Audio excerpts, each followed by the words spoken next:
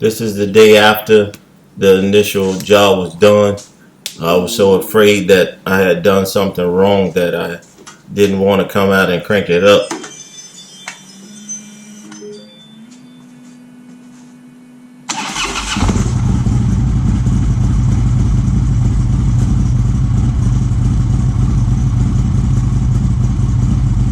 The day before, I spent all the time trying to find out what was a break-in procedure for putting in the camp. And the only thing I could find was 10 minutes, 10 minutes, 10 minutes. Crank it up for 10 minutes, let it rest for 10 minutes, crank it up for 10 minutes.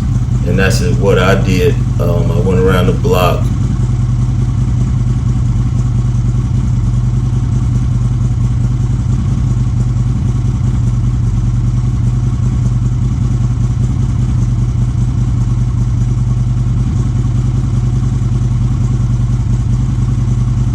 When I initially cranked it up, obviously the lifters didn't have any oil in it and they were doing a little tinging noise.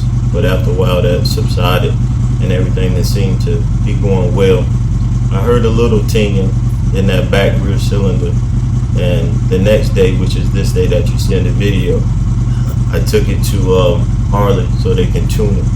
I advised them that I put it in myself, and before they go to put it on the dyno and start ramming it, just do somewhat of a visual as well as like a auditory test, just to make sure everything, sounds right. And when you rev it, it revs in a manner which most mechanics consider as normal.